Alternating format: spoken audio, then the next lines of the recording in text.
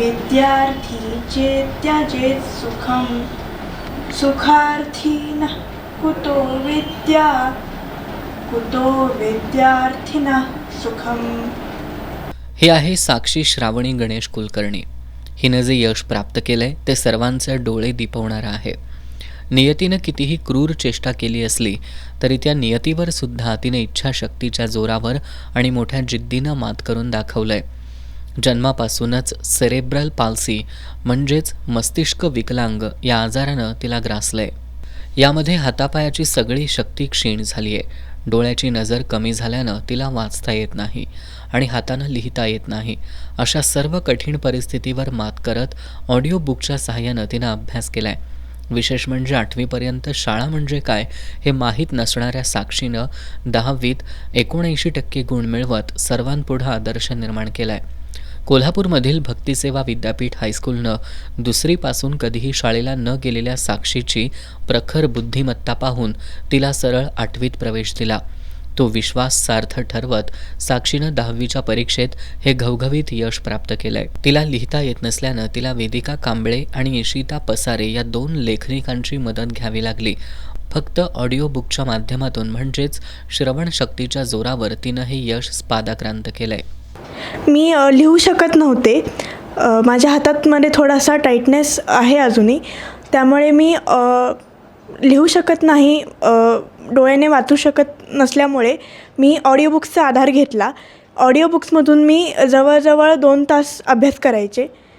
त्याच्यानंतर त्या audio books हळूहळू एक एक पाठ झालेलं जे आहे उत्तर ते आईला म्हणून दाखवायचे. मग परत त्याच्यात काही त्रुटी असतील तर त्या दुरुस्त करून मी सांगायचे.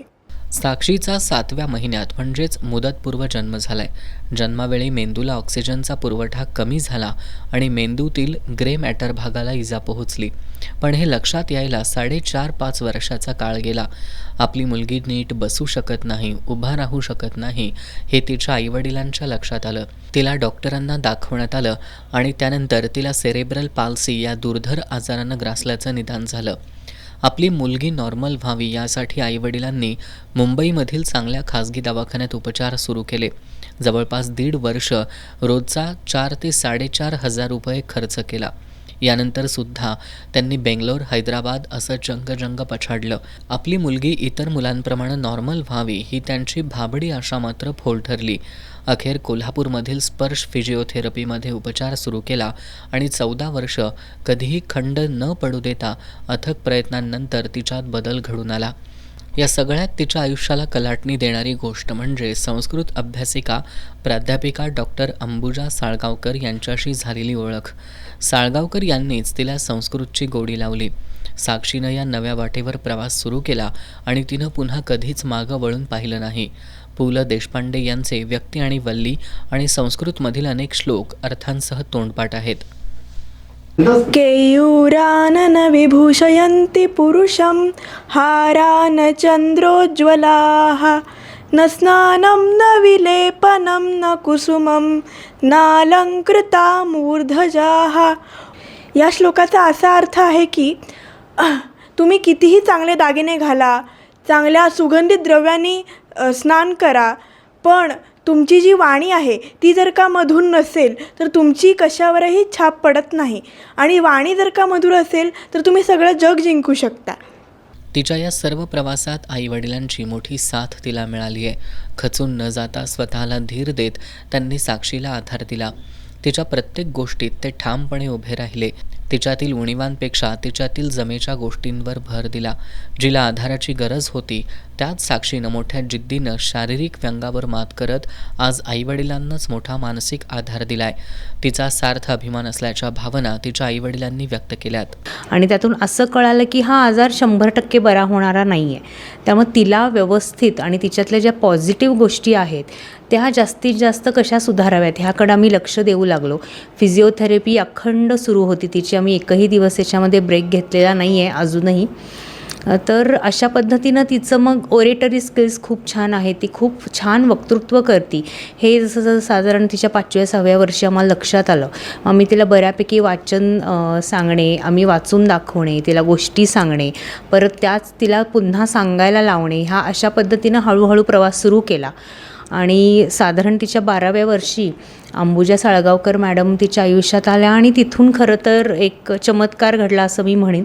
मात करून इथंपर्यंतचा तिचा अतिशय खडतर प्रवास आणि हा प्रवास तिनं अतिशय यशस्वीपणे जिद्दीनं न हार मानता जो गाठलेला आहे तो खरंच कौतुकास्पद आहे. आमची मुलगी म्हणून नाही, एक व्यक्ती म्हणून, आणि ही ती दुसऱ्यांना प्रेरणादायी व्हावी म्हणून आमचा हा सगळा खटाटोप आहे. हा सगळा प्रवास तिचा अतिशय खडतर असताना देखील ती कधीही हार न मानता, निराश न होता एक 79% तिनं जे स्कोर केलं हे खरंच आमच्यासाठी अभिमानास्पद आहे. आणखीन यापुढं तिला संस्कृत विषयात डॉक्टरेट मिळवायचे, यासाठी तिनं कर्नाटकातील शृंगेरी इथल्या केंद्रीय विश्वविद्यालयात प्रवेश मिळवला आहे. माझ्या हातून संस्कृतमधून देव, देश आणि धर्मासाठी कार्य घडावं असा मानस तिनं व्यक्त केला आहे. फक्त संस्कृतच नाही तर इतिहास, भूगोल या विषयाचा सुद्धा तिचा चांगला अभ्यास आहे. अभ्यासासह ती चांगली वक्तासुद्धा आहे. कोणत्याही विषयावर ती अगदी सहज मार्गदर्शन करू शकते. तिनं तिच्यासारख्या दुर्धर आजारानं ग्रस्त मुलामुलींचा मोदक संस्कृत ऑनलाईन ग्रुप काढला आहे, ज्यामध्ये ती स्वतः सर्वांना मार्गदर्शन करून सगळ्यांना प्रोत्साहन देते. आज साक्षीचं हे यश तिच्या एकटीचं नाही तर तिच्यासारख्या आजारानं ग्रस्त असणाऱ्यांचं आणि तिच्या आईवडिलांचं आहे. आज तिच्या यशानं सर्वांच्या मनात एक आशा पल्लवित झाली आहे. जिद्द, चिकाटी आणि इच्छाशक्तीच्या जोरावर अशक्य वाटणाऱ्या गोष्टीसुद्धा शक्य करू शकतो हे दाखवून देत तिनं शरीरानं सर्वसामान्य असणाऱ्यांपुढंसुद्धा आदर्श निर्माण केला आहे. तिच्या पुढील आयुष्यासाठी खूप साऱ्या शुभेच्छा. कॅमेरामॅन विजय जाधवसह संगम कांबळे, एस न्यूज, कोल्हापूर.